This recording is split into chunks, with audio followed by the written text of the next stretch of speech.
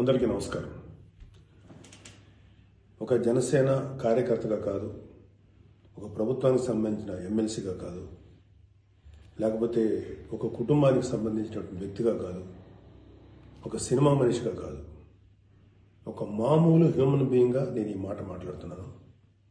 దీంట్లో ఎవరికైనా సరే వివాదాస్పదం చేయాలనుకుంటే అది మీ వ్యక్తిగత ఇష్టం. కానీ ఒక విషయం మాత్రం మీతో స్పష్టంగా చెప్పాలనుకుంటుంది ఏంటంటే, ఈ మధ్యకాలంలో ఆడపిల్లల వస్త్రధారణ మీద చాలామంది కామెంట్స్ చేస్తున్నారు. ఓపెన్గా మాట్లాడాలంటే ఈ మధ్యకాలంలో శివాజీ మాట్లాడాడు. Shivaji is not my target. ఒకవేళ ఎవరన్నా సరే శివాజీ నా టార్గెట్ అనుకుంటే అది మీ ఇష్టం. కానీ ఒక టైప్ ఆఫ్ మన సమాజంలో ఒక రకమైన రుగ్మత వెళుతుంది. అదేంటంటే moral policing. It's called moral policing.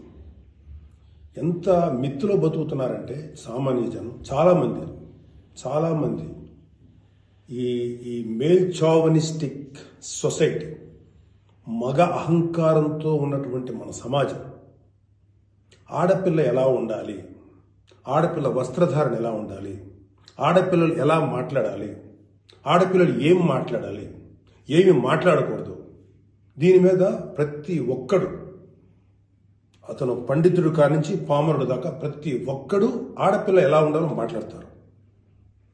First point, దీన్ని మోరల్ పోలీసింగ్ అంటారు. ఇది ఎగెనెస్ట్ కాన్స్టిట్యూషన్.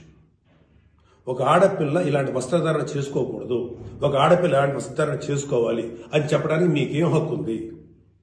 ఏ రైట్ ఉంది మీకు? అంటే మగవాడు కాబట్టి ఎవరి గురించి అని ఏదైనా స్వేచ్ఛగా మాట్లాడతారా?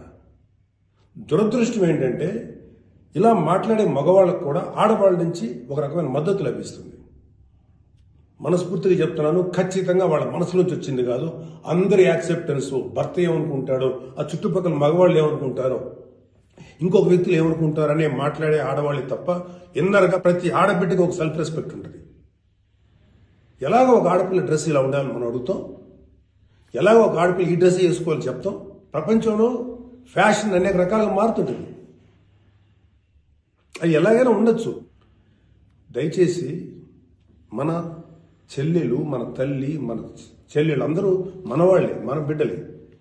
ఆడపిల్ల కాబట్టి ఆ అమ్మాయి ఇలా ఉండాలని చెప్పే హక్కు మనకు లేదు. నేను ఇవాళ మీ అందరి ముందు ఒకప్పుడు నేను కూడా అలాంటి ఇన్ఫ్లుయెన్స్లో ఉండి తర్వాత రియలైజ్ తప్పు కదా, నాకేం హక్కు ఉంది, ఒక ఆడబిడ్డ ఇలా